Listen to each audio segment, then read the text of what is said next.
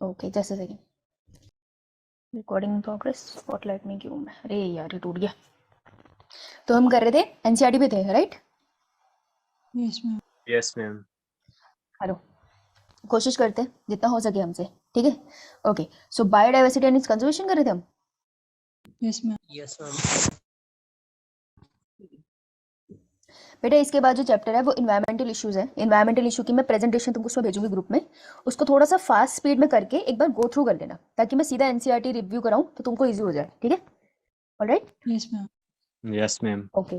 तो कल तो होगी सुबह 6 बजे क्लास, परसों सुबह 6 बजे क्लास नहीं हो पाएगी क्योंकि वो है, क्या कहते हैं, हाँ परसों सुबह की अपॉइंटमेंट है। मैं भूल गई थी तुम्हें बताना, मैं भूल गई थी आपको बताना कि हाइब्रो, हाँ ठीक है स्मिता, आई रिमेंबर।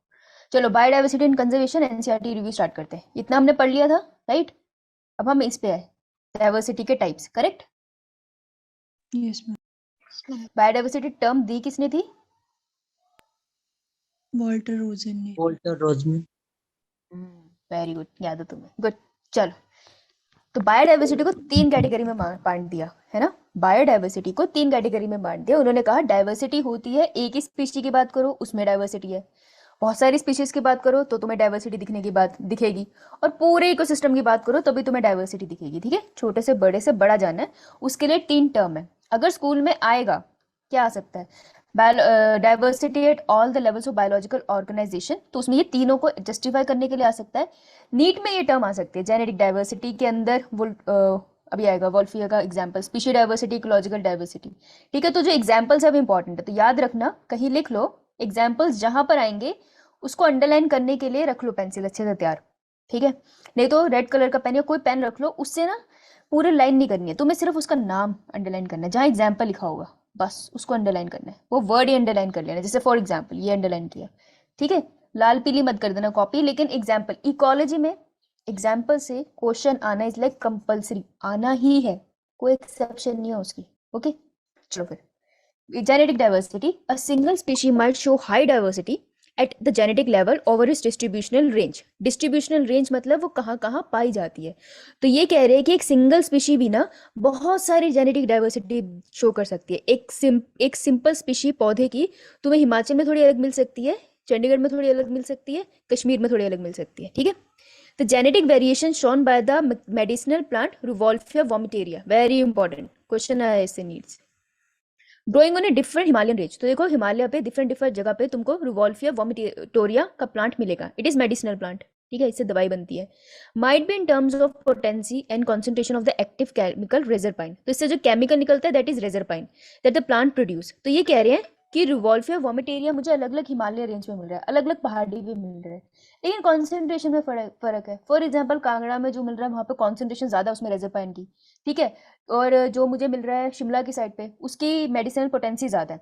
तो थोड़ा केमिकल का फ़र्क होता है, क्यों? क्योंकि इन्वायरमेंट अलग अलग है ना, तो इन्वायरमेंट की वजह से केमिकल का फ़र्क होता है, लेकिन आपको बहुत सारी वेराइटीज़ की मिल जाएगी, ठीक है? ये बात समझ आई कि यहाँ पे diversity in terms of chemical potency की बात हो रही है, इतनी बात समझ आई? Yes yes ma'am. ठीक है? तो रिजरपाइन से क्या होता है, ब्लड प्रेशर पे क्या इफेक्ट डालता है, कम करता है उसको, ज़्यादा? कम। ये लिखो यस कहीं।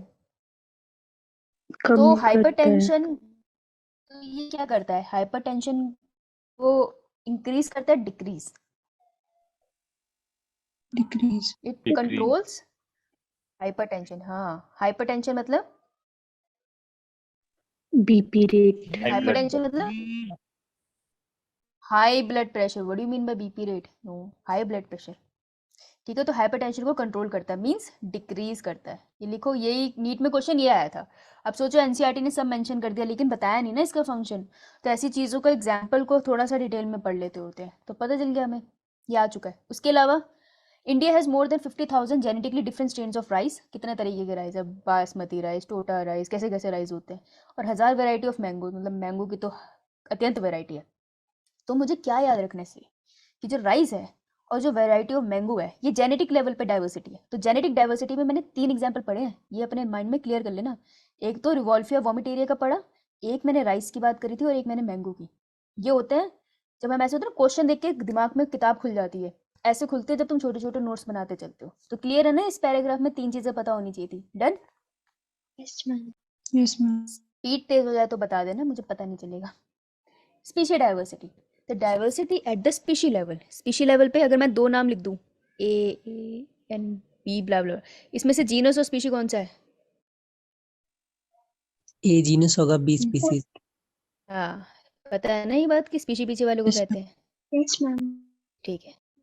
फॉर एग्जाम्पल, एग्जाम्पल आ गया, अंडरलाइन।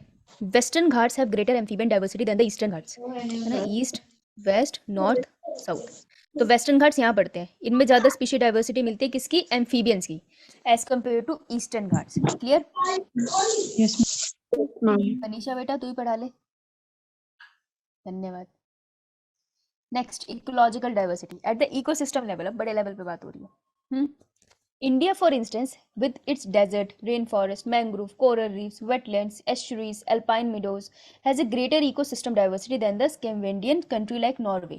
तो यहाँ पर इसने हिंदुस्तान को नॉर्वे से कंपेयर किया है, हमने अपने नोट्स में भी किया था कि डाइवर्सिटी ज़्यादा तुमको कहाँ मिलती है इकोलॉजिकल लेवल पे? हिंदुस्तान में, एज कम्पेयर टू नॉर्वे।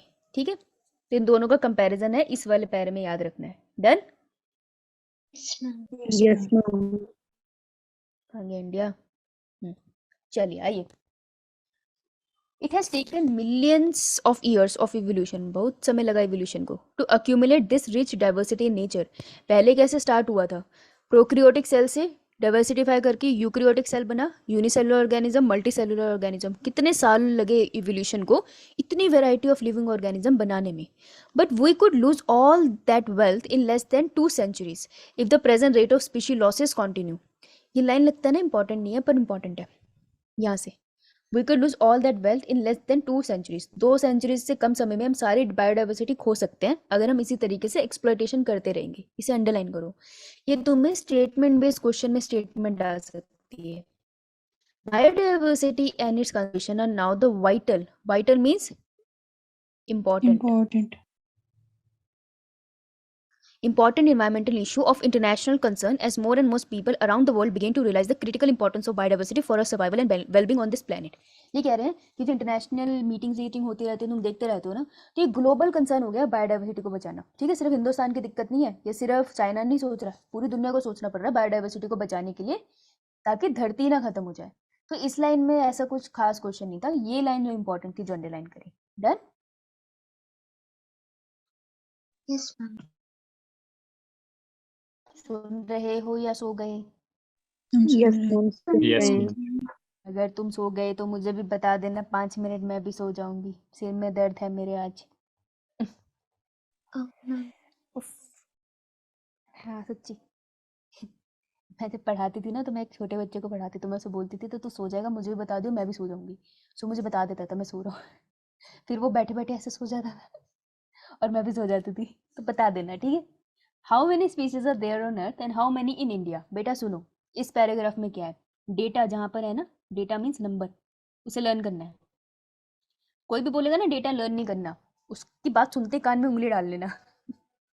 क्योंकि डेटा लर्न करना है, आता है, नीट को पसंद है। और अगर वो तुम्हें 4 नंबर दे रहा है सिर्फ इतना याद करने के लिए, 20 और 50 मिलियन, तो तुम कर लो ना याद, है ना? वो उस वाली किया था ना, याद कर लो, कोई बात नहीं। Since there are published records of all species bird and named, we know how species in all have been recorded so far. But it is not easy to answer the question of how many species are there on Earth. ये कहते क्या कह रहे हैं? ये कह रहे हैं कि अभी तक जितनी स्पीशीज हमने डिस्कवर करी, हमने सब लिख रखी है, कंप्यूटर पे सारा डाटा सेव है, ठीक है? तो मैं ये तो बता सकती हूँ कितनी स्पीशीज डिस्कवर हुई धरती पे, लेकिन मैं ये नहीं बता सकती और कितनी डिस्कवर होगी, क्योंकि वो जंगलों में है ना, तो मुझे थोड़ी ना पता है वहाँ पे कितने। अब अमेजोन के अंदर कितने सारी variety of animals and plants है, अभी तक सारे थोड़ी डिस्कवर हुए। तो ये कह रहे हैं कि जितने डिस्कवर है उसका डेटा है, मैं बता सकती हूँ। जितने डिस्कवर होने वाले हैं वो मैं नहीं बता सकती। क्यों? क्योंकि मैं अंतर्यामी नहीं हूँ। ये तो समय में पता चलेगा ना कि धरती पे कितनी वैरायटी है।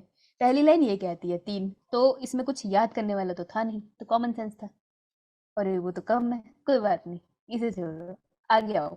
According to International Union for Conservation of Nature and Natural Resources 2004, तो पहले तो अंडरलाइन भैया इसकी फुल फॉर्म। मैम आपकी क्यों बफर हो रही है वॉइस? अच्छा, वॉइस बफर हो रही है क्या?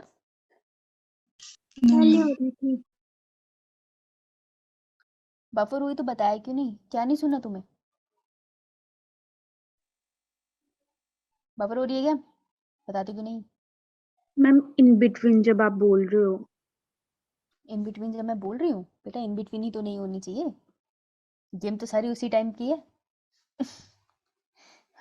तभी हो गई बफर, तो कैसे चलेगा? अरे बस तो चल रहा है। अच्छा कनेक्टेड तो है।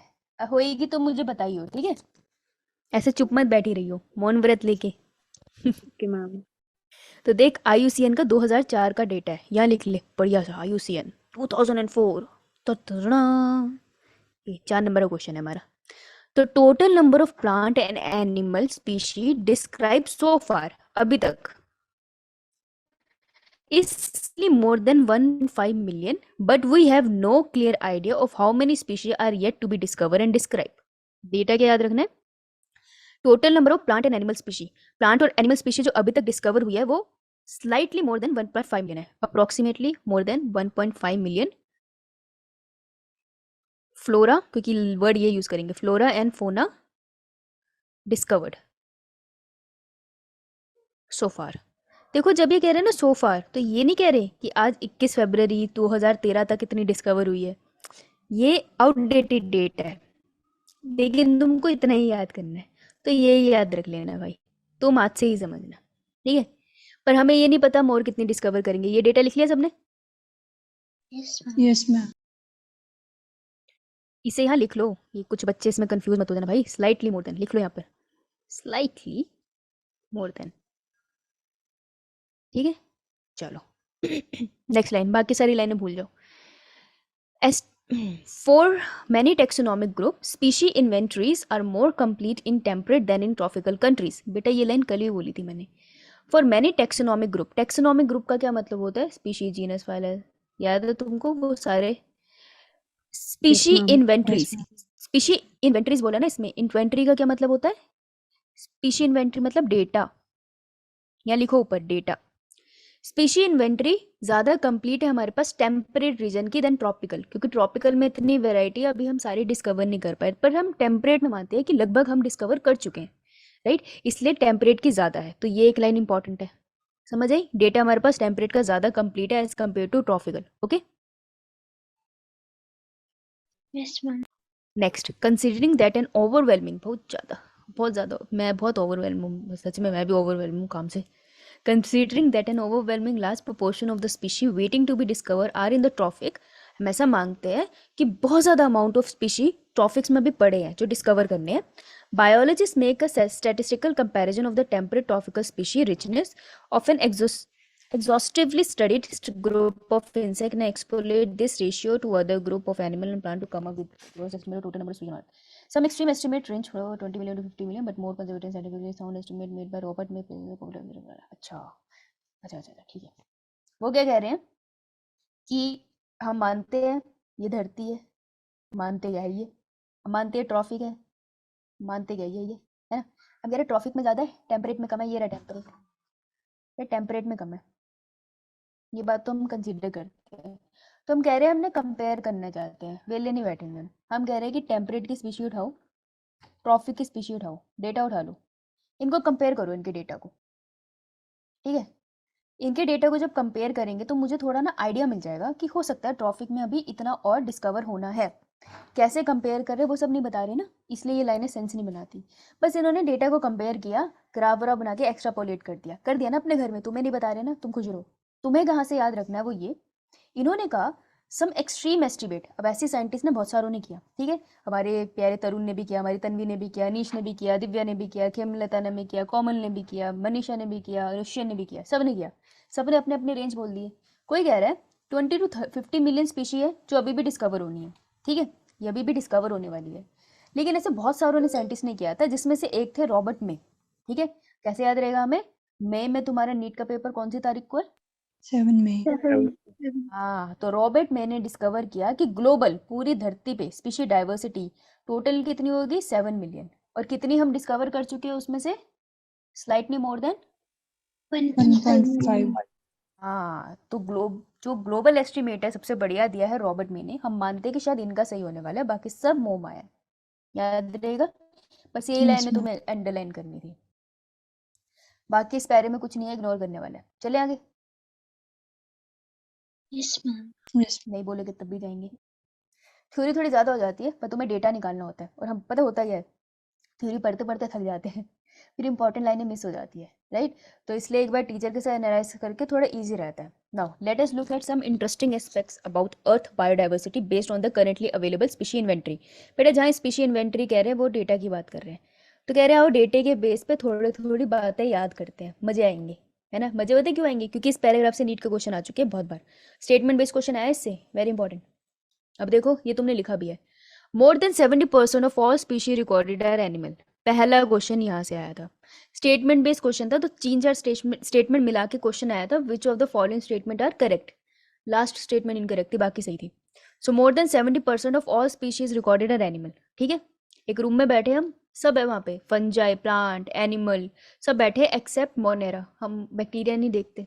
ठीक है, तो जब सब बैठे तो मैंने कहा इस पूरे रूम में सबसे ज़्यादा 70% कौन है, सिर्फ एनिमल, 70% एनिमल ही है। Second line, plants including algae, fungus, bryophyte, gymnosperm, angiosperm. क्या इंक्लूड नहीं करा इन्होंने, Monera. Monera. प्लांट में क्या इंक्लूड नहीं करा, Bacteria. प्लांट में बैक्टीरिया, बैक्टीरिया प्लांट होता है। थप्पड़ यहाँ टेरिडोफाइट्स। खाएगी कल खाएगी। Pteridophytes. हाँ बेटे जी, टेरिडोफाइट इंक्लूड नहीं करा यहाँ पे, कहीं लिखो इसे, हो देख लिया हमने, डिड नॉट इंक्लूड टेरिडोफाइट। अब ये स्टेटमेंट बेस्ड क्वेश्चन में टेरिडोफाइट लगा देंगे, फिर वो स्टेटमेंट गलत हो जाएगी और फिर हमारे 4 नंबर खा जाएंगे ये, लिख लो कहीं। तो including algae, fungi, bryophyte, gymnosperm और angiosperm comprises not more than 22% of the total. ओहो हो, मतलब समझ रहे हो तुम कि ये रूम था, हम सब यहाँ बैठे थे, 70% हमें मिलेंगे एनिमल और 22% अपने को मिलेंगे प्लांट्स। ठीक है, जिसमें टेरिडोफाइट इंक्लूडेड नहीं है। Okay okay, next among animals. अब ये कह रहे हैं एनिमल्स में भी जब हमने और ध्यान से देखा तो 70% एनिमल्स में भी हमें कौन मिले, सबसे ज्यादा कौन सी फाइलम था अपने पास, Arthropoda. आर्थ्रोपोडा। आर्थ्रोपोडा में भी क्या, Insects. इंसेक्टा होता है ग्रुप। ठीक है, तो इंसेक्ट्स है। ठीक है, तो याद रखना 70% एनिमल में भी 70% इंसेक्ट ही है। देखो कीड़े कितने ज्यादा है। Now that means out of every 10 animal on this planet 7 are insects. ये लाइन भी थी उसमें, देख रहे हो तुम, यानी कि 10 एनिमल्स में से 7 तो कीड़े ही हैं, बाकी हम बैठे हैं 3 लोग। Okay again we do, okay यहाँ तक ही डेटा था जहाँ से क्वेश्चन आया। Again how do we explain this enormous diversification of insects. हम कैसे एक्सप्लेन करें कि इंसेक्ट इतने डाइवर्सिफाई क्यों है, कैसे क्यों इतने डाइवर्सिफाई है इंसेक्ट्स के बाद, ऐसा क्या है, उनके फीचर क्या है, they have Jointed appendages. Yes, एक तो एक्सोस्केलेटन जो उसको एक तरह से आर्मर का काम करे, जैसे आयरन मैन के पास था, आयरन मैन के पास तो पूरा सूट था यार, हाँ आयरन मैन के पास था ना एक्सोस्केलेटन उसका, वैसे ही। और उनके जॉइंटेड अपेंडेजेस होते हैं, जॉइंटेड अपेंडेजेस उसको फ्लेक्सिबिलिटी देते हैं चीज़ों में एडजस्ट होने के लिए, फ्लेक्सिबल बनाते हैं उसको। देखना कभी कॉकरोच को, काफ़ी फ्लेक्सिबल है वो, मूछे मूछे हिलाता रहता है अपनी बैठ के। ठीक है, तो इन 2 रीजंस की वजह से जो इंसेक्ट्स है वो काफ़ी ज़्यादा सर्वाइव कर जाते हैं हर जगह पे। खा भी तो कुछ भी लेते हैं, कॉकरोच को देखो, तुम्हें भी दंदी मार लेगा, लेदर भी खा लेगा, कुछ भी खा लेते हैं। The number of fungus species in the world is more than the combined total species of fishes, amphibian, reptiles and mammals. लो जी, नीट का अगला क्वेश्चन, ये पहला बहुत इंपॉर्टेंट है यार, इसको रख के इसकी ऐसे पूजा कर लेना और ये कहीं लिखो। ठीक है, फिशेस, एम्फीबियन, रेप्टाइल्स, मैमल्स, इसमें क्या ऐड नहीं करा इसने वर्टिब्रेट का, एव्स। Eaves. बाकी सारे हैं धीरे धीरे उठते हो। तो वर्टिब्रेट्स कौन कौन से बोले थे, बोलना जरा। Amphibian, reptile, Amphibian, reptile, fishes, and mammals. Apes. ओए एव्स नहीं बोला उसने, एव्स खा गया वो। तो बेटा कहीं लिख लो एक्सेप्ट एव्स, ये जो चीजें हैं ना ये क्वेश्चन आते हैं फिर हम बोलते हैं आउट ऑफ सिलेबस है। एक्सेप्ट एव्स, ये सब की पॉपुलेशन से ज्यादा किसकी है, Fungus की. है ना। अब देखो, अब लीड कर इस लाइन को, अब ज्यादा सेंस बनेगा लाइन का। The number of fungi species in the world is more than the combined total number of species of fishes, amphibian, reptiles and mammals. ऐसे पढ़ने से याद नहीं रहता, लेकिन एक बार जब तुमने ऐसे लिख ली तो ज्यादा याद होगा ना? बताओ, नहीं होगा? Yes, ma'am. तो अपनी एनसीईआरटी को ही खोलने बैठोगे ना तो काफी हो जाता है। इसलिए एनसीईआरटी ना सब पढ़ते हैं लेकिन समझ नहीं पाते हैं, तो अब तुम समझने लगे हो, है ना? तो अच्छी बात है। इससे पहले जो हुआ भूल जाओ, पास्ट पास्ट है, क्या कर सकते हैं, कोई बात नहीं। The biodiversity depicted showing species number in major taxa. Okay, चले आगे। Oh yeah, ma'am. All right. Ma'am, ये previous slide. ये वाली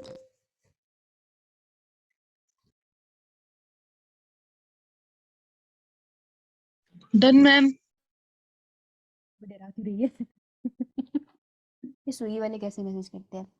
क्या तुम अकेले हो? तुम्हें आज भूख नहीं लग रही? क्या तुमने नाश्ता किया? पहले कंफ्यूज कर देते हैं मेरे से, ऐसे कौन पूछ रहा है? बहुत ही पापी है ये, पापी। देखो ये जो गोलू गोलू दिख रहे हैं ना, इनको पाई चार्ट कहते हैं, इनसे क्वेश्चन आते हैं। इसको कर लो बहुत ही महत्वपूर्ण, बहुत ज्यादा महत्वपूर्ण है ये, समझ रहे हो? तुम्हारी खुशियों से ज्यादा महत्वपूर्ण नहीं। इसको पढ़ना कैसे है? इसको ऐसे पढ़ना है कि यहाँ पे गोलू लगा लो, फिर उठाओ स्केल, स्केल, ठीक है? अब स्केल को लगो इस गोले पे, इस गोले पे स्केल को रखने का, और यहाँ से इस गोले के पैरेलल खींचो लाइन। समझ में आई? बेटा अब देखो कि किसकी पॉपुलेशन ज्यादा और किसकी नहीं। एक्चुअल में इसको ऐसा पढ़ना है, समझ में आई? सब स्केल से करेंगे इसको, ज्यादा दिमाग मत लगाना कि हरे हमें तो देख के एंगल पता चल जाते हैं। छुआ, किसी को नहीं पता चलता, सब मनुष्य है। ओ सॉरी, तुम तो नहीं हो, लेकिन लाइन खींच के करेंगे सब। ओके, लाइन नहीं खींच रही मुझसे, समझ आई कैसे करना है? Yes, ma'am. अब देखो इस पे क्वेश्चन आएंगे, लेकिन पाए तुम्हें वैसे लेबल करने के चांसेस कम है, ठीक है? लेकिन तुमसे इससे क्वेश्चन निकाल के पूछे जाएंगे, दबा दबा के क्वेश्चन पूछे जाएंगे। सबसे पहले चलते हैं फाइलम इनवर्टिब्रेट पे, चलते हैं अपा, छोड़ो एनिमल किंगडम में, इनवर्टिब्रेट पे। इनवर्टिब्रेट में सबसे ज्यादा किसकी पॉपुलेशन है? ये देखो, Insects. इंसेक्ट्स की है ना सबसे ज्यादा पॉपुलेशन। Yes. और कौन सा ग्रुप होता है ये? आर्थ्रोपोडा। Arthropoda. अरे चल क्यों नहीं रहा? आर्थ्रोपोडा। आर्थ्रोपोडा के अंदर ग्रुप कौन सा है? पोडा। इसके अंदर ग्रुप कौन सा है? इंसेक्टा। तो वो तुमको ऐसे पूछ सकते हैं, है ना? घबराना नहीं है। सबसे ज्यादा पॉपुलेशन इनकी, उसके बाद किसकी पॉपुलेशन सबसे ज्यादा है? Animals. नहीं, ध्यान से देख, अदर एनिमल ग्रुप्स तो कंबाइन कर दिए ना इसने, कंबाइन कर दिए ना, लेकिन फाइलम कौन सा सेकंड नंबर पे आता है in terms of diversity and number? तो बिगेस्ट इन टर्म्स ऑफ किस में? In terms of number and, ये पूरा फुल फॉर्म लिखो यार, in terms of number and in terms of diversity arthropoda आता है। एग्री? उसके अलावा बायोडाइवर्सिटी की Second बात पे हो रही है, mollusca.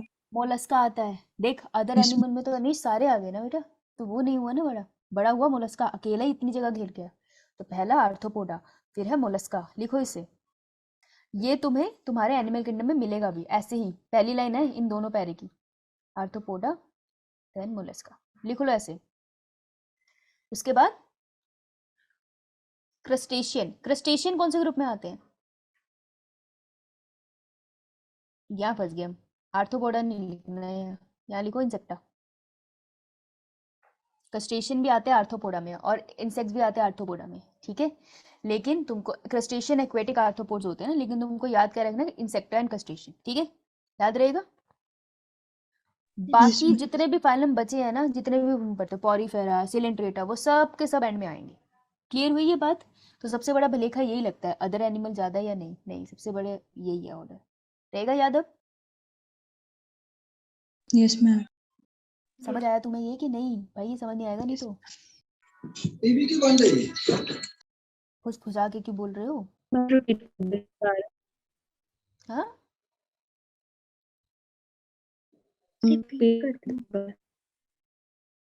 आवाज नहीं आ रही? मैम रिपीट कर दो एक बार. रिपीट कर दो मैम एक बार। रिपीट कर दो। पहले मुझे बताओ, आवाज नहीं आ रही थी? मैम आ रही थी। आवाज नहीं आ रही थी। पता नहीं क्या बोली सारी की सारी।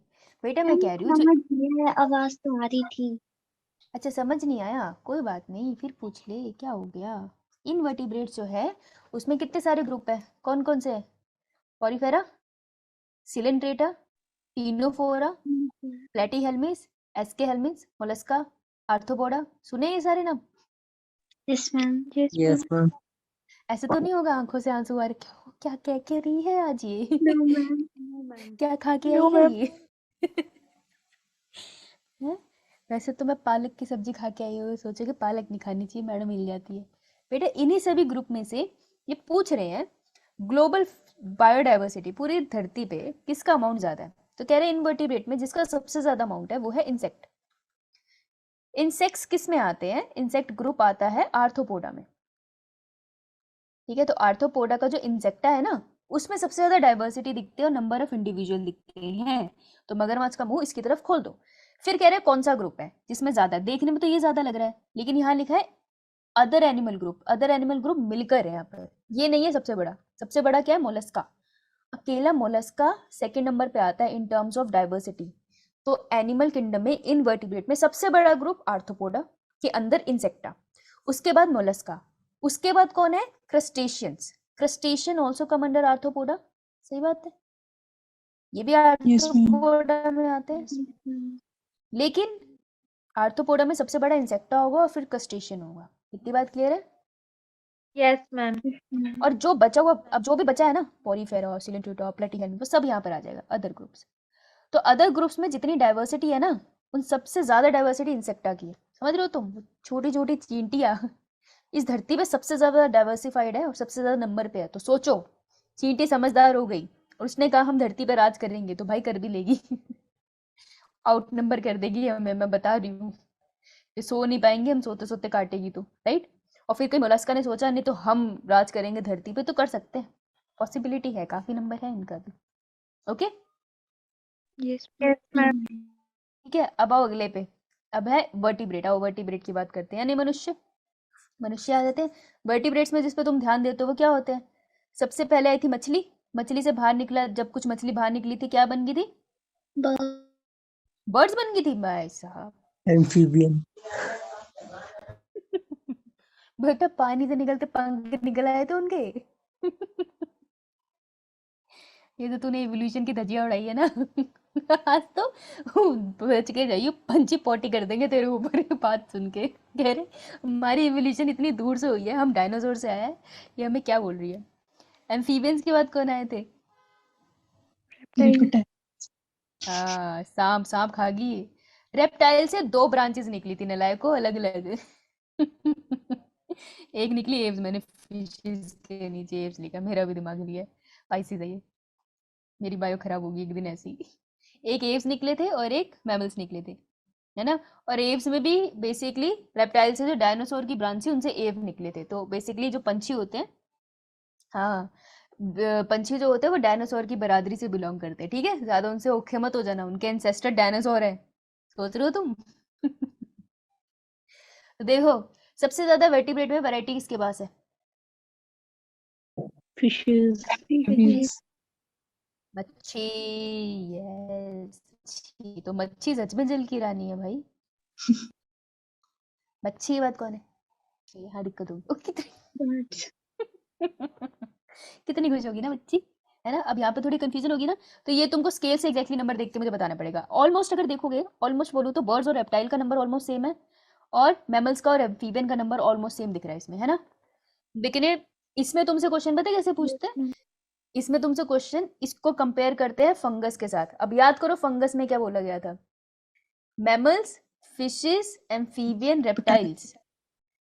इसको हटाओ, बर्ड्स को हटा दो, ठीक है? बर्ड्स को हटाओ और अब इस पाई में देखना कि इन सबको, ये जो रेड वाले कर रही हूँ मैं, इन सब का जितना अमाउंट है ना वो अकेला फंजाई का है।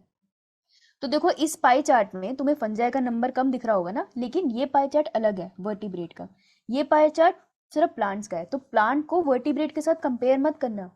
डेटा अलग तरीके से बनाइए, ठीक है? उसको कंपेयर नहीं करना है।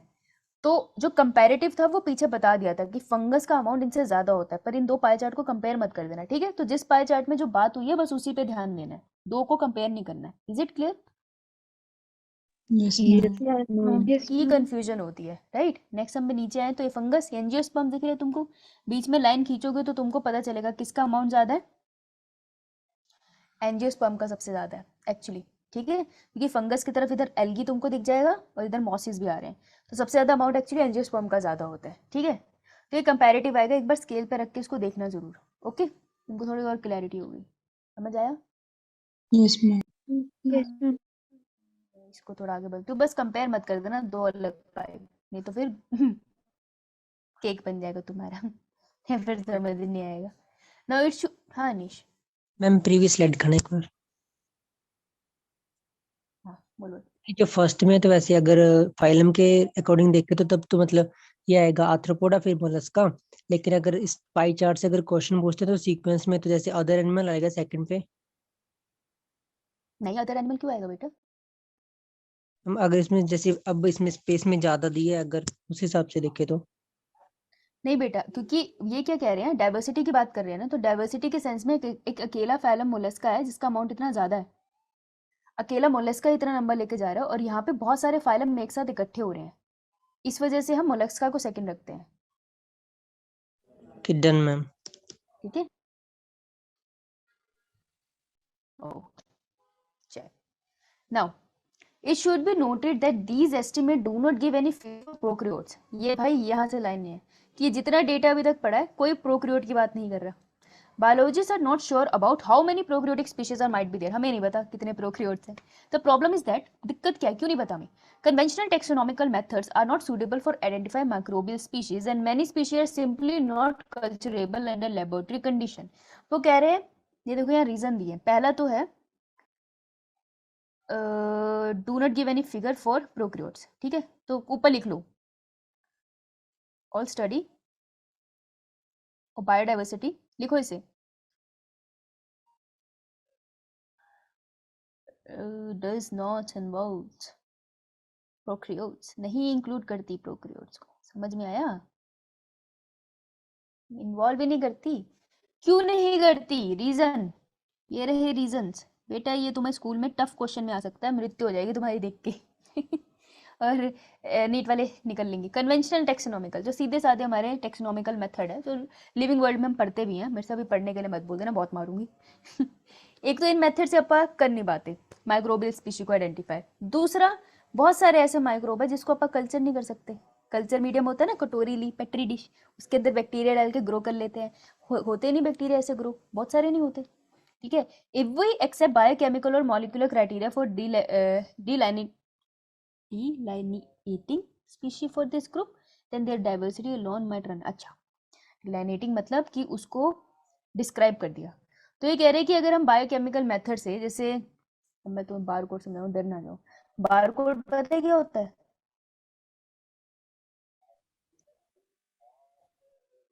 कोई बात नहीं, सब ठीक हो जाएगा, टेंशन नहीं लेनी बार कोड लैपटॉप पे, लैपटॉप ना बंद हो जाए मेरा। अरे तुम्हें बार कोड नहीं पता? जीपे नहीं करते क्या? स्कैन करते हैं जिसको हाँ, डेटा बार कोड होता है ना, यस मैम। ऐसे वाला बार कोड बैक्टीरिया को देने की कोशिश की जा रही है।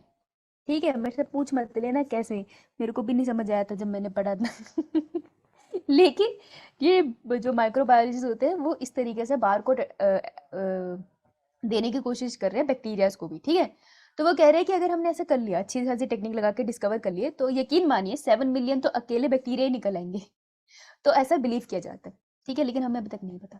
ओके, तो इसमें बस इतना ही तुम्हें पता चलना था कि प्रोक्रियोट को अभी तक इंक्लूड नहीं किया, और उसका रीजन ये है कि हम उसको ना तो कल्चर कर पा रहे हैं, ना इतनी चीजें स्टडी कर पा रहे हैं, हमारे पास टेक्निक नहीं है, और ना कुछ चीजों को हम कल्चर कर पा रहे हैं।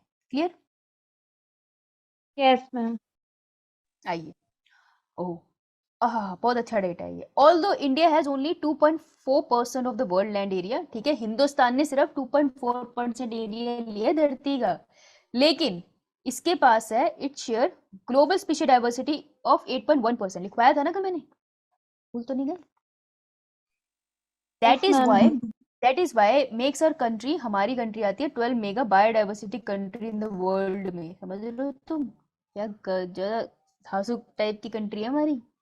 बहुत इंपॉर्टेंट, 3 क्वेश्चन बनते हैं इससे इंडिविजुअली, और एक स्टेटमेंट बेस्ड क्वेश्चन बनता है, बहुत आराम से। समझ में आई? अंडरलाइन करें। Nearly 45,000 species of plant and twice as many as animal has been recorded from India। ओहो, ये तो लिखना पड़ जाएगा मुझे लिख लेते हैं। 45,000 किसकी है? Plants. Plants. नहीं बताओगे?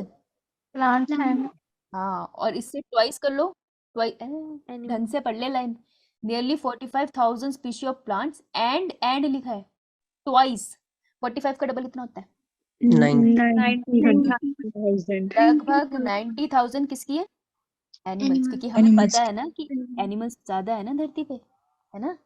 तो अगर ये डेटा आ गया तो ये तो नहीं बोलोगे ना आउट ऑफ सिलेबस है। women.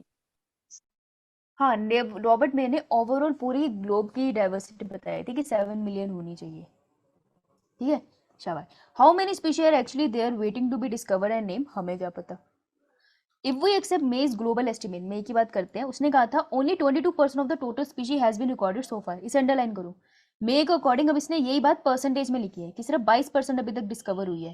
ये बात परसेंट में लिखी है ना, पहले 7 मिलियन बोली थी और अब उसको परसेंटेज लिखा है, यानी कि मोर देन 1.5 मिलियन डिस्कवर हुई है, विच इक्वल्स टू 22%। यहाँ पे मृत्यु होगी काफी होगी, approximately more than 1.5 million discover है ना, तो उसको परसेंटेज में लिखूंगी तो मैं 22% डिस्कवर हो चुकी है। लिखो इसे, क्वेश्चन आएगा इससे, फिर होगी। Applying this proportion to India diversity figure, we estimate that there are probably more than 1 lakh plant species and more than 3 lakh animal species yet to be discovered and described. लिख लो इसको ऐसे ही, simple सी बात है कि हम assume करते हैं कि हिंदुस्तान में अभी भी हमें 1 लाख प्लांट और मिलेंगे और 3 लाख और प्लांट की स्पीशीज, एनिमल स्पीशीज हम डिस्कवर कर लेंगे। समझ रहे हो तुम? हमारी उम्मीदें बड़ी हैं।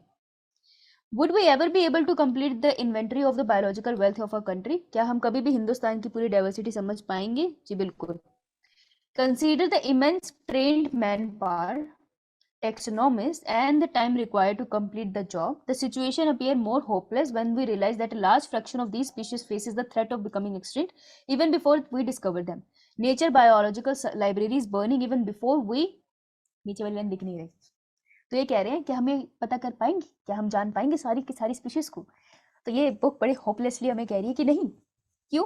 क्योंकि जैसे हम किसी चीज को ढूंढेंगे उससे पहले ही वो एक्सटेंट हो जाएगी। वो एक्सटेंट हो जाएगी तो कैसे ढूंढेंगे ना, तो ये दुख की बात है। बेटा स्पीशी को डिस्कवर करके क्या मिलता है? ये रिवॉल्फिया वोमिटेरिया को डिस्कवर करके ब्लड प्रेशर की दवाई मिली थी, शुक्र मना मिल गई, नहीं तो सोच हाइपरटेंशन वालों के तो लगे हुए थे बुरे हाल, है ना? तो स्पीशी हम है इंसान, हम सब अपने फायदे के लिए सोचते हैं, तो चीजें डिस्कवर करेंगे तभी तो उनका फायदा उठा पाएंगे। समझ नहीं रही हो तुम? फायदा चाहिए हमें उनसे।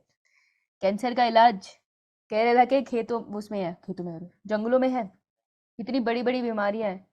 डायबिटीज का इलाज आपको वहां मिलता है। अरे साउथ इंडिया के जंगल भरे पड़े हैं यार, वेस्टर्न घाट ईस्टर्न घाट भरा पड़ा है इन प्लांट से, और इनसे दवाइयां बनती है। सबसे ज्यादा इंपॉर्टेंट प्लांट की डिस्कवरी की है, दवाइयां मिलती है। और सोचो अगर सुअर डिस्कवर नहीं हुआ होता तो पहला इंसुलिन कैसे बनता, क्योंकि उन्हीं के अंदर तो बन रहे थे। तो इन सबको हम अपने फायदे के लिए यूज करते हैं।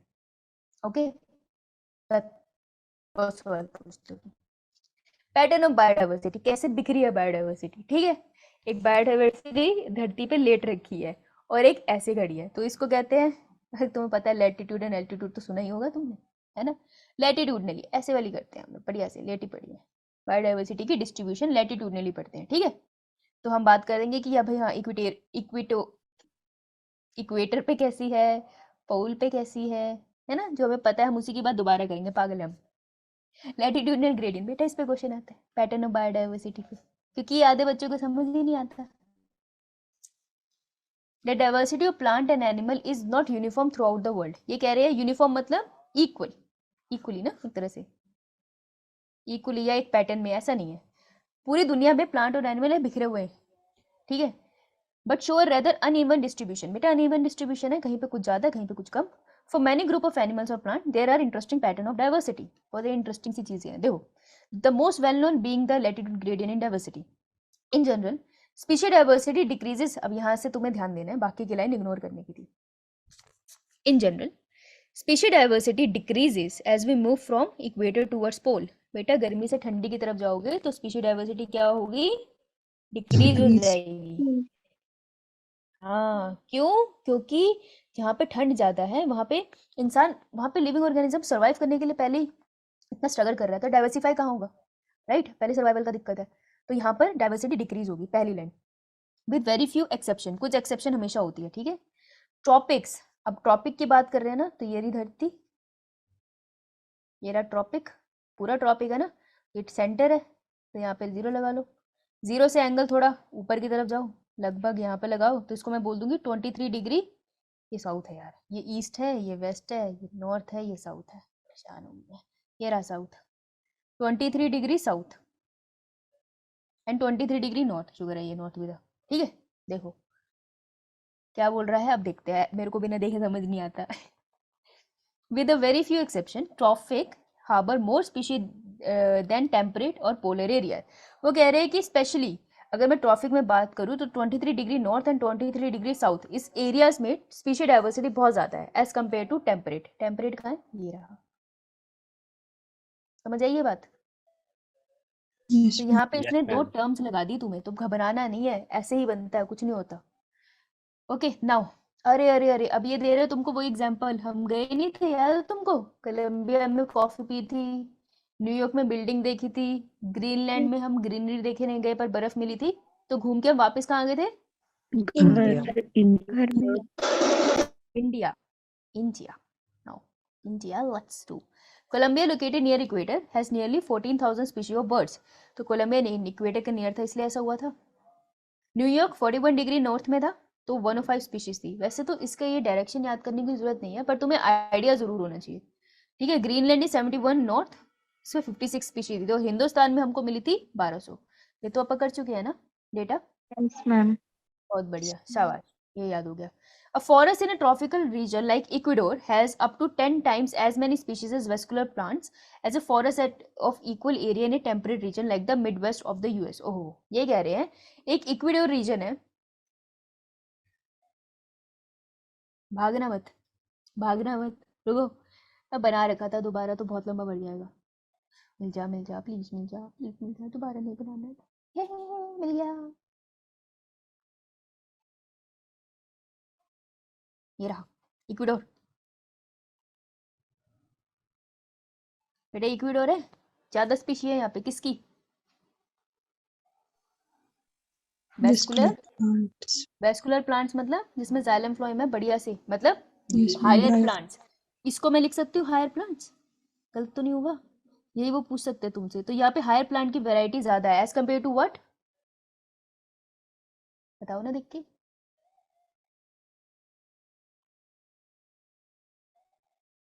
एनसीईआरटी ने खोली हुई। अरे तुम मेरा एनसीईआरटी का पढ़ रहे हो? यूएसए के कंपैरिजन खोली NCERT हुई है। ठीक है, कौन सा यूएस लिखा है, east west north south mention करा है? Midwest. Midwest.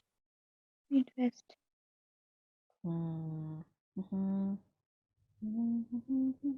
इस साइड को पढ़ना चाहिए मेरे हिसाब से। लिख लो यार, याद रहने के लिए तो ठीक ही है, मिड वेस्ट के कंपैरिजन में। ठीक है, तो इनका कंपैरिजन हुआ भाई, याद रह जाएगा अब थोड़ा थोड़ा। Yes. Yes, ma'am. चलिए वापस चलते हैं, स्क्रीनशॉट ले लो, वापस नहीं होंगी मैं यहाँ पे।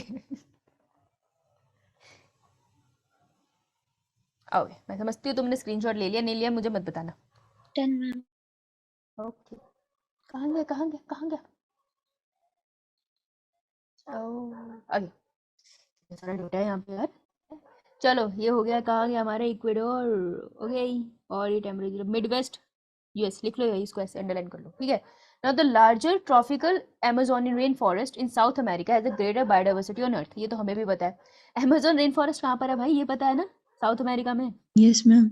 Yes ma'am. ऐसा तो तुमको याद है ना कि इंडिया में भी बहुत ज्यादा डाइवर्सिटी तुमको मिल जाती है साउथ में, उसी से याद रख लेना, साउथ अमेरिका जहाँ पे हमारा अमेज़न रेन फॉरेस्ट है। ठीक है, it has a home for more than 40। अच्छा यार ये डेटा है, तो मैंने अभी तक तो नीट में क्वेश्चन नहीं देखा इस डेटा पे, पर मैं गारंटी नहीं लेती। मैंने फोन किया था नीट वालों को, उन्होंने उठाया नहीं। तो मुझे लगता है ब्लॉक कर देंगे। तो 40,000 स्पीशी किसकी मिल रही है, प्लांट्स की। लिख लो फिर 3,000 स्पीशी किसकी मिल रही है, 3,000 पहले लिखूं, चल लिख देते हैं। 3,000 किसकी मिल रही है, मच्छी की। Fishes. फिर 1,300 किसकी मिल रही है, जो उड़ गई थी मच्छी के बाद। बेटा याद रख Bird. लेना, अब तो याद रहेगा ना, मच्छी के बाद हमारे एब्स बने थे, इसके बने थे। 427 मैमल्स, हमारे डड्डू कितने हैं, 427 मैमल्स और 40। अरे अरे अरे, ये तो याद हो जाएगा हमें, हमें मिली हुई चीजें याद रहती है, देख रहे हो तुम। लड्डू की तरह उछलते रहते हो ना, इसलिए हमारा सेम ही है अमेजोन रेन फॉरेस्ट में अभी तक। 378 रेप्टाइल्स लिख लो यार, 378 रेप्टाइल्स। ओ तेरी इनवर्टिब्रेट देख रहे हो जरा तुम, हद हो गई, हद होगी। तो वैसे अभी तक मैंने देखा नहीं है, लेकिन क्वेश्चन आ गया तो कल को तुम मेरे गले पड़ो, मैंने लिखवा दिया। मेरे पास टेक्निक नहीं है इसको, मैं कहानी बनाने की कोशिश करूंगी। रुको फोटो ले लेते हैं, मैं भूल जाऊंगी मुझे क्या काम करना है। हैव टैलेंट, डन, सोच के बताएंगे। चलो आगे बढ़े। Yes, ma'am. बढ़ेंगे ये, तुम कैसे मना करोगे मैं मान जाऊंगी। कुत्ते की भौंकने की आवाज आ रही है, Yes, ma'am. Yes, ma'am. Ma'am yes ma'am समझ नहीं आता इसको, पता कैसे चलता है क्लास का टाइम है, और इसको इतने डाउट्स क्यों होते हैं। What is so special about topic that might count for their greater biological diversity? ये नीट में और स्कूल में पूछा जा सकता है कि ऐसा क्या खास है टॉपिक्स में जो इतनी बायोडाइवर्सिटी है। Ecologists and evolutionary biologists have proposed various hypotheses. Hypothesis मतलब scientifically proven नहीं है, पर हम मानते हैं ये रीजन है। अमेजोन में इतनी डाइवर्सिटी क्यों है, क्योंकि वो ट्रॉफिक के पास, आपको इक्वेटर की लाइन के पास पड़ता है, इसलिए। Now some important notes are, अभी कुछ रीजन दे रहे हैं कि ट्रॉफिक में ऐसा क्यों है, तो ये कॉन्सेप्चुअल क्वेश्चन बनता है और नीट में स्टेटमेंट बेस्ड। पहला, स्पीसिएशन। स्पीसिएशन का मतलब क्या होता है?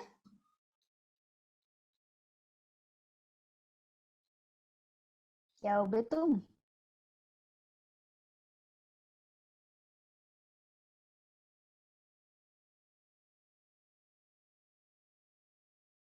किसी नई स्पीशी का जन्म होना। बेटा हैप्पी बर्थडे की बात नहीं हो रही है, नई स्पीशी इजाद हो रही है। जैसे कि डार्विन फिंचेस थी ना, समय के साथ साथ कितनी सारी वैरायटी आ गई थी ना, तो जब नई स्पीशी इजाद Yes, होती है ना, ma'am. पैदा होती है, नई स्पीशी धरती पर आती है, उसको हम कहते हैं स्पीसिएशन।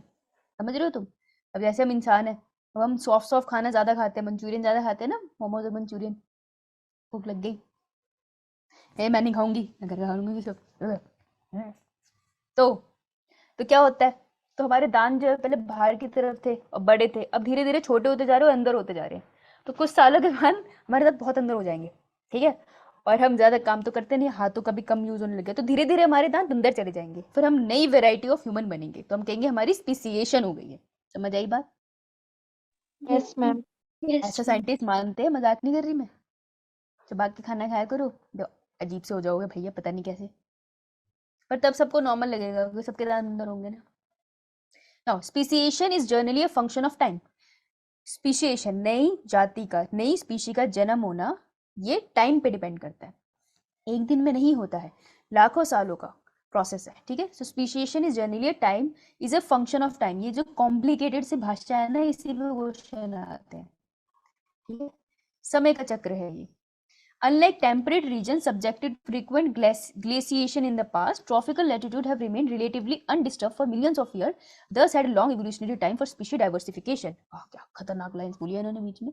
ये कह रहे हैं, जैसे कि आप जानते हैं कि जो टेम्परेट रीजन है वहां पे बहुत ज्यादा फ्रीक्वेंट मतलब जल्दी, लिखो इसको जल्दी, ग्लेसिएशन होता है। ग्लेसिएशन का मतलब क्या होता है?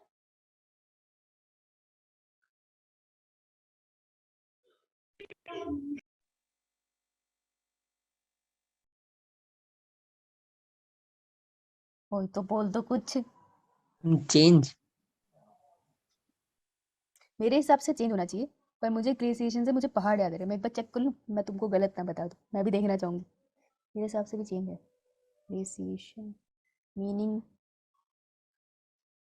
इन बायोलॉजी बता भाई, तू कुछ भी बोलती है। Temperature drop and temperature.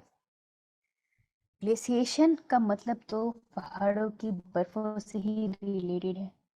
हाँ अच्छा, ओहो ओहो ओहो, अच्छा ओहो, क्या बोल दिया उन्होंने। अरे समझ लगा मुझे, समझने में क्या हुआ यहाँ। अरे ये ट्रॉफी का ना, यहाँ बढ़िया से धूप पड़ती है बेटे, टेम्परेट में इतनी धूप नहीं पड़ती, ठीक है, वहां रहती है, बीच बीच में परमाफ्रॉस्ट बनते हैं। सडनली डिस्कवरी चैनल आ गया मेरी आंखों के आगे। तो बेटे टेम्परेट रीजन में पता है क्या होता है, अभी नॉर्मल है ना एरिया, फिर यहाँ पे बर्फ की सिल्ली जम जाएगी, फिर नॉर्मल है, फिर यहाँ पे दोबारा बर्फ जम जाएगी, तो यार बीच बीच में बर्फ जमती रही, तो स्पीशी नहीं बनने का समय कहाँ मिला? बर्फ जब जम गई तो आधी चीजें तो रुक गई ना, राइट। तो वो ये कहना चाहते हैं कि जो टेम्परेट रीजन है वहां पे आपको बार बार देखने को मिलेगा कि ग्लेसिएशन हो जाती है, बार बार आपको दिखता है टेम्परेचर चेंज होता है, और टेम्परेचर इतना ड्रॉप हो जाता है कि परमाफ्रॉस्ट जम जाती है। वो कहते हैं ना नीचे पानी तो है लेकिन ऊपर वाली लेयर पानी की जम गई है, राइट। समझते हो ये बात? Yes, Yes, ma'am. ma'am. Yes. कह रहे वहां पर ये होता रहता है, लेकिन ट्रॉफिक में क्या होता है, कह रहे ट्रॉफिक में जो इन्वायरमेंट है ना वो अनडिस्टर्ब्ड है मिलियन ऑफ ईयर के लिए, जल्दी से इतना ड्रास्टिक चेंजेस नहीं दिखते वहां पर। इस वजह से कोई भी स्पीशी को डाइवर्सिफाई होने के लिए ज्यादा समय मिलता है ट्रॉफिक में। जब इन्वायरमेंट सही है तो स्पीशी भी मॉडिफाई करती रहती है ना। सोचो नीचे रह रही है, खाना मिल रहा है, उसको खाने की कमी हो रही है, कंपटीशन बढ़ रहा है, तो वो पेड़ों पे जाके भी एक्सप्लोर कर सकती है। अब यही स्पीशी नीचे है, तुम सडनली बर्फ की चादर बिछा दो चारों तरफ, वो कहाँ पेड़ों पे जाके एक्सप्लोर करेगी, वो पहले अपनी जान बचाएगी। तो डाइवर्सिफिकेशन आपको ट्रॉफिक में ज्यादा मिलती है क्योंकि इन्वायरमेंट ज्यादा स्टेबल है। टेम्परेट में इन्वायरमेंट ज्यादा स्टेबल नहीं है, इस वजह से स्पीशी डाइवर्सिफिकेशन वहां पर कम है। ये रीजन समझ आया? Yes, ma'am. Yes, ma'am. पक्का? तो ये पहला पॉइंट है, समझ आ गया ना?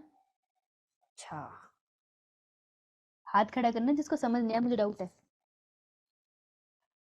कोई जिसको ना समझ आए दोबारा बता सकती हूँ मैं, कोई बात नहीं। चलो मानते सबको आ गया। Second, tropical environments like temperate unlike temperate one, तो बीच में घुसा देते हैं ना दूसरा वर्ड, तब कंफ्यूज करते हैं। ट्रॉपिक इन्वायरमेंट में are less seasonal, relatively constant and predictable. ये कह रहे ट्रॉपिक के इन्वायरमेंट जो है ना, इन्वायरमेंट तुम समझते हो इन्वायरमेंट क्या है, तुम बैठे हो, तुम्हारे आसपास जो है वो तुम्हारा इन्वायरमेंट है।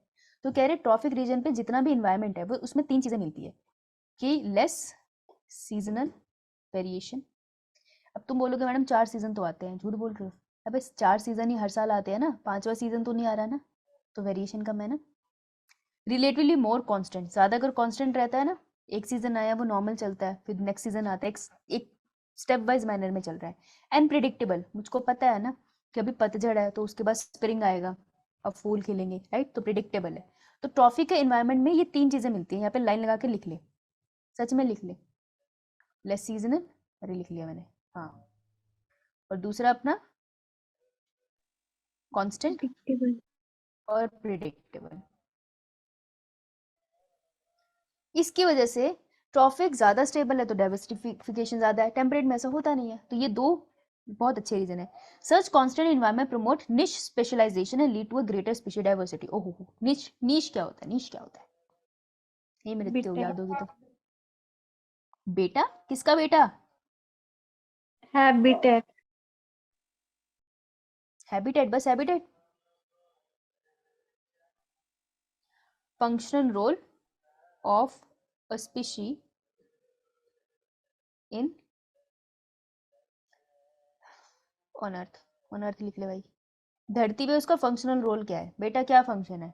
एक शेर का क्या फंक्शन है, मनुष्य नहीं बोलूंगी मैं, शेर का क्या फंक्शन है? उसको क्या चाहिए? उसको घर चाहिए, उसको क्या चाहिए? रोटी, है ना, फूड, रोटी, कपड़ा, कपड़ा नहीं चाहिए उसको, मकान चाहिए, हैबिटेट मिल गया उसको, और उसको क्या चाहिए? रिप्रोडक्शन की साइड।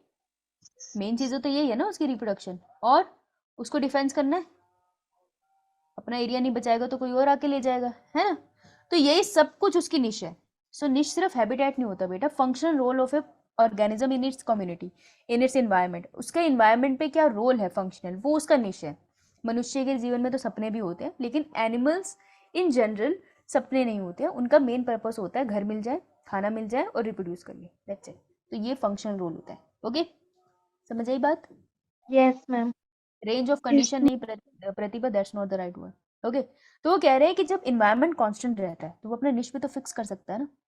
मैं स्पीशी हूँ, मैं शेर हूँ, मेरा इन्वायरमेंट देख, अगर तो बार बार आंधी तूफान आ रहा है तो मैं तो जान ही बचाती रह जाऊंगी, लेकिन जब सब ठीक है तो मैं डिसाइड कर लूंगी कि मेरी स्पीशी ऐसे ही जंगल में रहती है जहाँ पे इतना हरियाली हो, ऐसे ही जगह पे रिप्रोड्यूस करती है बढ़िया से, और ऐसे अपने एरिया को प्रोटेक्ट कर सकती है, इतनी टेरिटरी बांध सकती है। तो जब निश स्पेशलाइजेशन हो जाता है तो बढ़िया से बहुत सारी डाइवर्सिटी आ जाती है। ओके, तो ये लाइन इन्होंने यहाँ लिखी है, जिसको नहीं पता वो अंडरलाइन कर लो। कांस्टेंट एनवायरनमेंट प्रमोट निच स्पेशलाइजेशन, ये क्वेश्चन आएगा कि कांस्टेंट एनवायरनमेंट से निच स्पेशलाइजेशन होगी, बिल्कुल याद रखना। अगर तुम्हारे आसपास एनवायरनमेंट सही है, ठीक है, तो तुम बैठ के पढ़ सकते हो ना फिक्स टाइमिंग पे। अगर हर रोज तुम्हारे घर के पास कुछ ना कुछ उल्टा सीधा होता रहता है तो तुम टाइम नहीं फिक्स कर पाओगे ना। सेम चीज नेचर में हो रही है, कांस्टेंट एनवायरनमेंट से निच स्पेशलाइजेशन हो रही है, कांस्टेंट एनवायरनमेंट से तुम अपना टाइम टेबल बना पा रहे हो। समझ आई बात? Yeah, ma'am. Yes, ma'am. Yes, ma'am. Lead to greater species diversity. ये 3 पॉइंट मिला के आ सकते हैं। जब सब कुछ कांस्टेंट होगा तो डाइवर्सिटी ज़्यादा होगी, जब सब कुछ सही चलेगा तो तुम पढ़ भी ज़्यादा सकते हो, नहीं चलेगा तो नहीं पढ़ पाओगे, तुम्हारी भी गलती नहीं है फिर। थर्ड पॉइंट बहुत इंपॉर्टेंट, सेकंड था, there is more solar energy available on the tropic. ये हमें पता था कि भाई ट्रॉपिक पे सूरज की किरणें ज़्यादा गिरती है एज कम्पेयर टू टेम्परेट, जिसकी वजह से इनडायरेक्टली ये ग्रेटर डाइवर्सिटी के लिए रिस्पॉन्सिबल है। तुमसे पूछ सकते हैं कि which of the following feature is indirectly responsible for greater species diversity in tropics। तो तुमने इनडायरेक्टली वर्ड सिर्फ एक ही जगह पढ़ा है ना, तो इसको ही अंडरलाइन करो, बाकी को काट दो। इनडायरेक्टली तूने यही पढ़ा है, तो वो यहाँ से क्वेश्चन निकालेंगे तो हो जाएगा ना फिर हमसे, राइट। Yes, ma'am. Yes, ये ma'am. 3 पॉइंट बहुत इंपॉर्टेंट थे, इस पे स्कूल में भी आ सकता है। डन है सबका? Yes, ma'am. Yes, ma'am. Yes, ma'am. बढ़िया, आ जाओ फिर आगे बढ़ते हैं। अरे कहाँ गया? हे, कौन नहीं, किस क्या है क्या? species area relationship. क्या ये? मैं नहीं हूँ ये, नमूनी। और किसने दिया था? Alexander von Humboldt. मैं बोल रही हूँ कि मैंने अलेक्जेंडर निकले। आपने कहा था। अच्छा, अलेक्जेंडर वॉन Humboldt. सॉरी, क्या कहते थे? एरिया इंक्रीज करेगा तो स्पीसीज भी इंक्रीज करेगी, लेकिन एक टाइम के बाद Constant हो जाएगी एक constant हो time. जाएगी।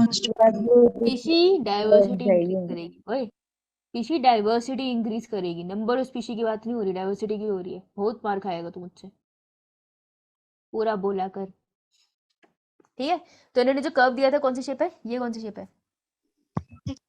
Triangular rectangular. बहुत ही बेवकूफ़ी होगी अगर तुमने ये ग्राफ एरिया एक्स कोऑर्डिनेट पे है, स्पीशी रिचनेस यानी कि डाइवर्सिटी वाई कोऑर्डिनेट पे है, अगर तुमने इसको याद नहीं करा, अरे अरे अरे भगवान माफ नहीं करेंगे तुम्हें, ठीक है। और अगर हमबोल्ट के ऊपर क्वेश्चन आया, ग्राफ जरूर बना के आना, वो तो टीचर को नंबर देने पड़ेंगे, लेकिन टीचर को फिर भगवान माफ नहीं करेंगे, ठीक है। और अगर तुम इसी को लॉग पे प्लेस करोगे तो स्ट्रेट लाइन ग्राफ मिलेगा।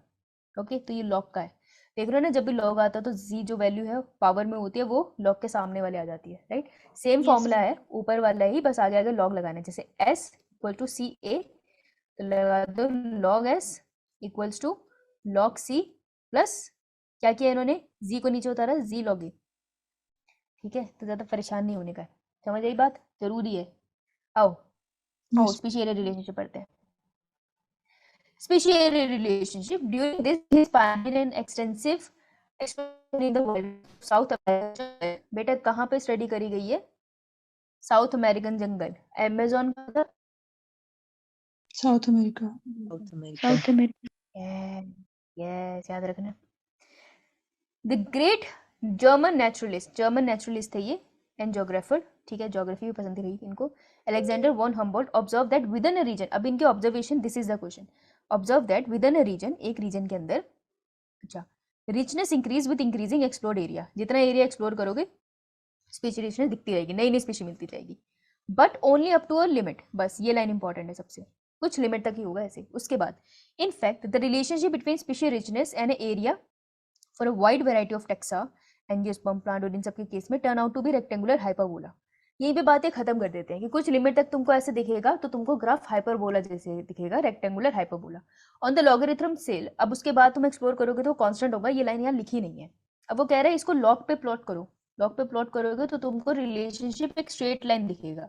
तो बेटा तुमसे ये धोखा किया जा सकता है कि अलेक्जेंडर वॉन हेम्बोल्ट ने जो स्पीशी एरिया रिलेशनशिप बताया था उसका लॉगरिथम स्केल पे ग्राफ क्या था। तो तुम हम्बोल्ट देख के एक्साइटेड होके रेक्टेंगुलर हाइपरबोला मत लिखना, क्योंकि ऑप्शन में जरूर होगा वो, ध्यान से पढ़ना। वो तुमसे लॉग पूछ रहा है, लॉग में स्ट्रेट लाइन है, तो यहाँ पे 2 बार बता रहा है वो, तो इसका डब्बा बनाओ बेटा, स्ट्रेट लाइन पे डब्बा बना, ये स्ट्रेट लाइन ना, स्ट्रेट स्ट्रेट 1 नंबर माइनस करवा देगी, है ना। नाइस, चलो। अरे क्या हो गया, ये क्या हुआ, क्या ये, आइए आगे चलते हैं। अभी तुमको एक्सप्लेन कर रहे हैं log s equal to log c equal to z log a, log explain कर रहे हैं। s मतलब स्पीशी रिचनेस, कितनी स्पीशी रिचनेस है, डाइवर्सिटी। a मतलब एरिया, एक्सप्लोर कर रही है। स्लोप ऑफ द लाइन, इसे रिग्रेशन कोफिशिएंट भी कहते हैं। स्लोप लाइन का कैसा है, स्टीप है, थोड़ा नीचे को है। c इज y इंटरसेप्ट, मतलब y एक्सिस पे पीछे लाइन खींच। ये जो वैल्यू आएगी ना यहाँ पर, इसको मैं c बोलूंगी। समझ आई बात? Yes, ma'am. क्योंकि इंटरसेप्ट तो ऐसे निकालते हो ना, पीछे खींच के। इतना ही Yes, आती है ma'am. मुझे। चलो चले आगे। Yes, ma'am. Ecologists have discovered that the value of z, अब इस पे क्वेश्चन आते हैं बेटा नीट के, तो ये वाला पैराग्राफ ना ऐसे कर लेना। इकोलॉजिस्ट ने डिस्कवर किया है जो z की जो वैल्यू है, z stands for Regression coefficient. Coefficient. Coefficient. उन्होंने कहा जो रिग्रेशन कोफिशिएंट की वैल्यू है उसकी रेंज रहती है 0.1 से 0.2 के बीच में, रिगार्डलेस ऑफ टेक्सोनोमिक ग्रुप और region, whether it is a plant in Britain और bird in California, mollusc in New York. The slope of regression line is amazingly similar. हम कह रहे हैं कि जर्नली हमने देखा है कि रिग्रेशन कोफिशिएंट की वैल्यू ना यही आती है 0.1 टू 0.2।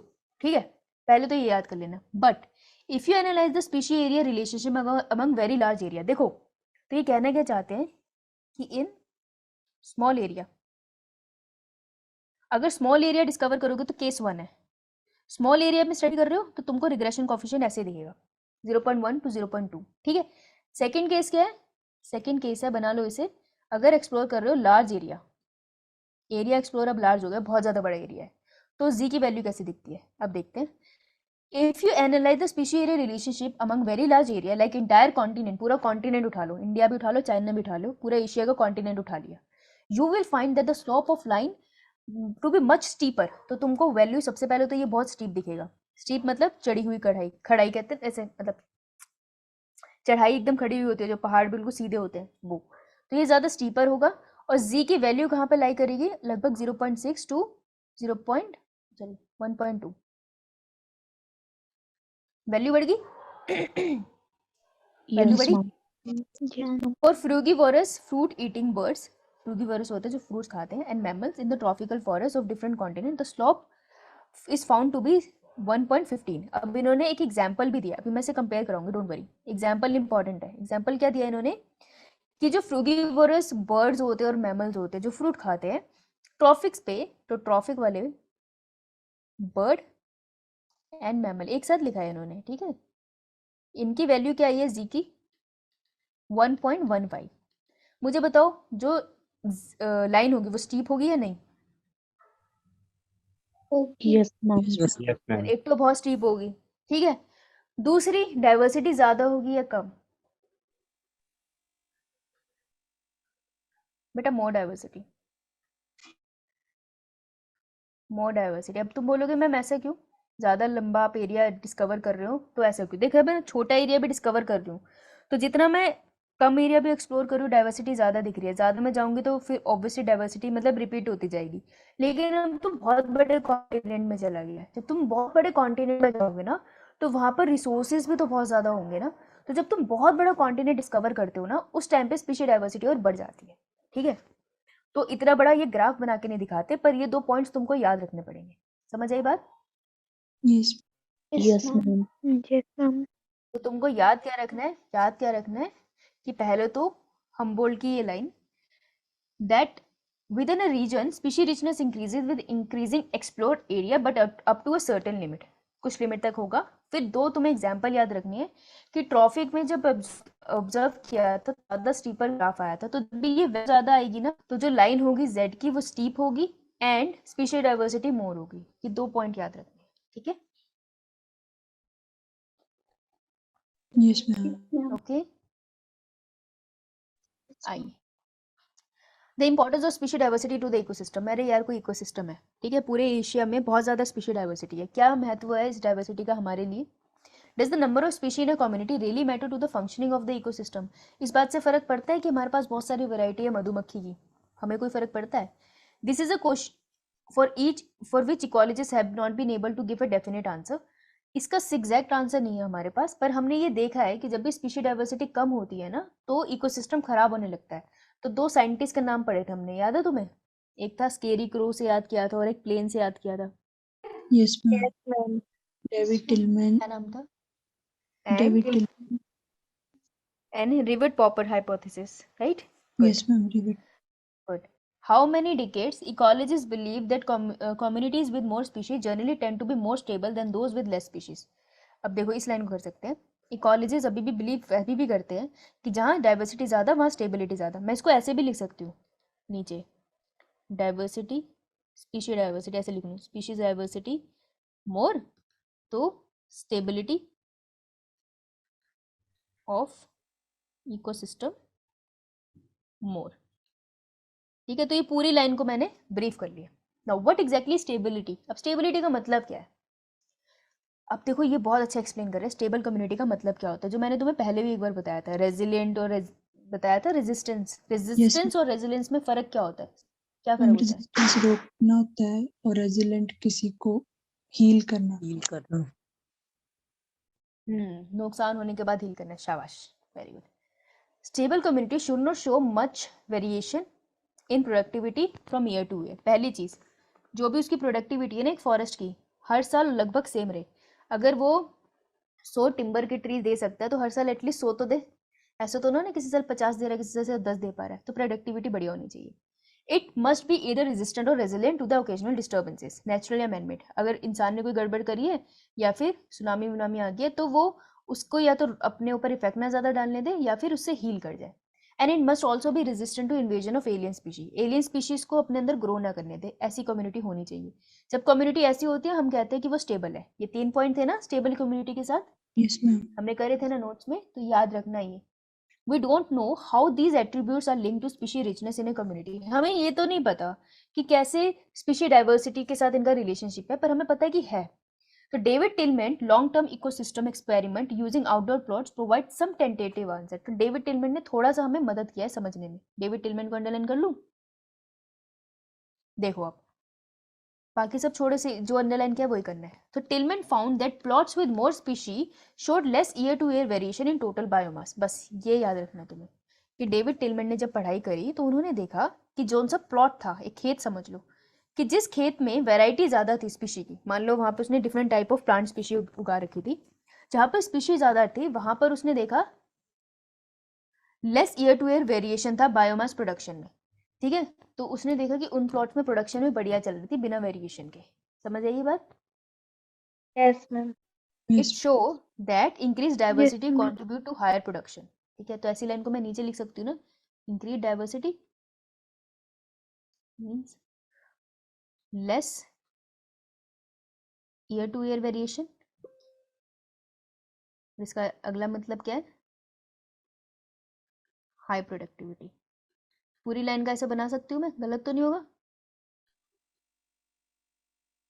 तो समझ रहे हो तुम्हें कि बुक के साइड में नोट्स कैसे बनते हैं? Yes. Yes, ma'am. चाहे तो कॉपी में भी बना सकते हो, कोई मना नहीं करेगा, बस पढ़ लेना. चलो बस यही पैरा होगा, उसके बाद तो सर आ जाएंगे. Although previous slide. chill. पानी नहीं आया आज पीने का, इतने पानी में कैसे जीऊंगी मैं.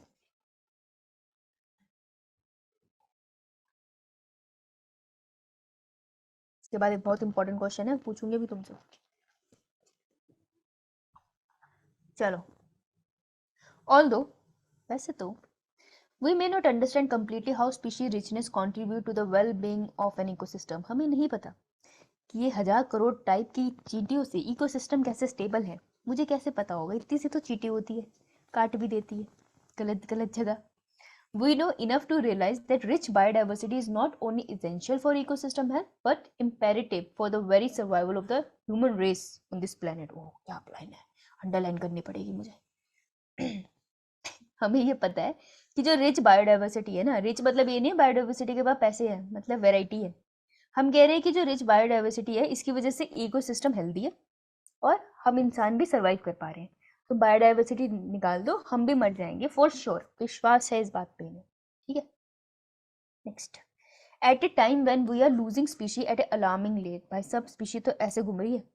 One might ask, does it really matter to us if few species become extinct. मतलब मैं पूछ सकती हूँ खुद से कि अमेज़न में कुछ चींटियां गायब हो गई हैं तो मेरी जिंदगी में उससे क्या फर्क पड़ रहा है. हो सकता है अमेजोन की चींटियों का फर्क नहीं पड़ रहा, लेकिन वहां से शेर गायब होने लग गए तो फर्क पड़ जाएगा। कैसे, उसके बारे में बात करते हैं। Would Western Ghat ecosystem be less functional if one of the tree frog species lost forever? Western Ghat से कोई ट्री फ्रॉग हटा दो, क्या उसको फर्क पड़ेगा? How is your quality of life affected if से इंस्टेड 20,000 हमारे पास सिर्फ 15,000 स्पीशीज रह जाएगी आंट्स ऑन अर्थ? क्या इससे हमें कोई फर्क पड़ेगा? तो इससे इसका आंसर किसने दिया था? Repeat proper Paul Ehrlich. Hypothesis. Paper proper hypothesis थी बेटा, साइंटिस्ट का नाम पॉल एनरिच था। अच्छा, स्टैनफोर्ड से थे ये। अरे नाम भी पूछ लो इनका, है प्लेन वाले भाई साहब थे ये। भूल कैसे गए तुम? प्लेन बनाते हैं एरोप्लेन, रुई रुई टुडू टुडू टुडू टुडू। प्लेन बन गया भाई। ओ भाई साहब क्या प्लेन बना है, गजब। अरे सर गाने का टाइम हो गया। उफ, चलो कल पढ़ाऊंगी रिपीट प्रॉपर हाइपोथेसिस।